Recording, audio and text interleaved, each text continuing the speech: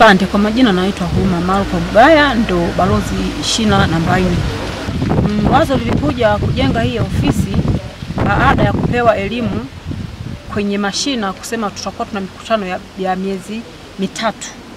Sasa niliona kukaa na wanachama wangu pale nje kwenye nyumba yangu.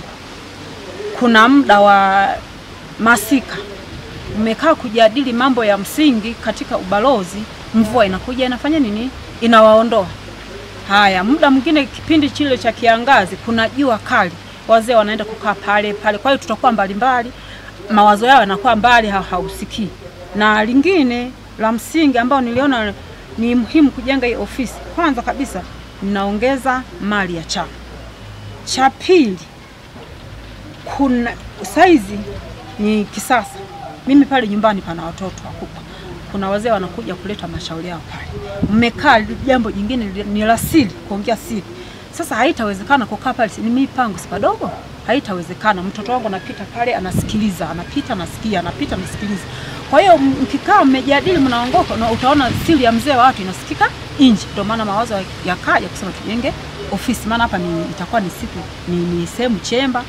Mawazo yote yanapokelewa kwa amani. Ukiona limetoka basi tutakuwa nimetoa mimi balozi au na juu.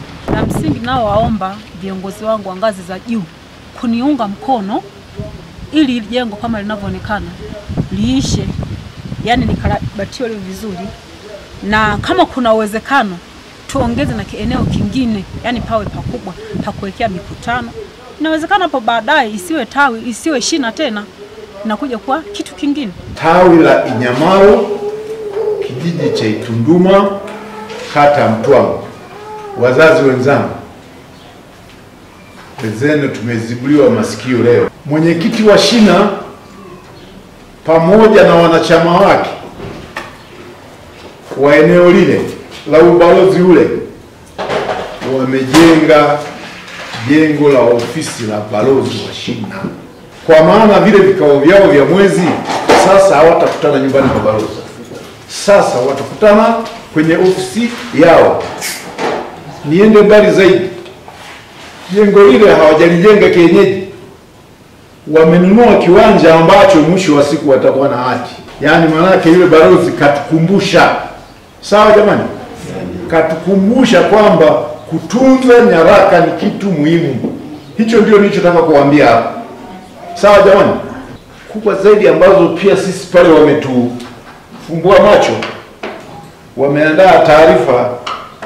Hata kijiji hakiwezi kuandaa taarifa kama hii. Kununua bati 69 iligharimu shilingi milioni 1,350,000.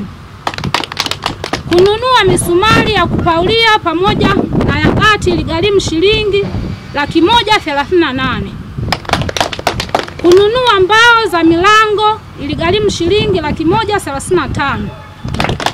Kuchimba shimo la choo shilingi 85,000. Kusomba kifusi kuta 13 shilingi 65,000. Kuchonga frame za choo shilingi 25,000.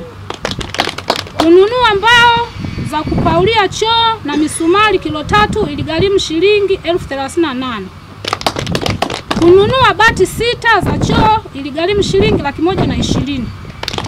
Kupakia tofali, kupakua pamoja na kifusi ni nguvu za wanachama.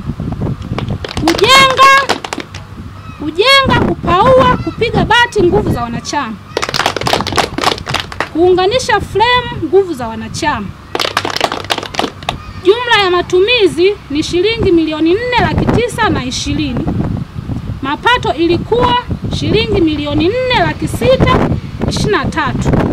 Matumizi ilikuwa milioni 4,920,000. Deni tunalodaiwa ni shilingi 297,000.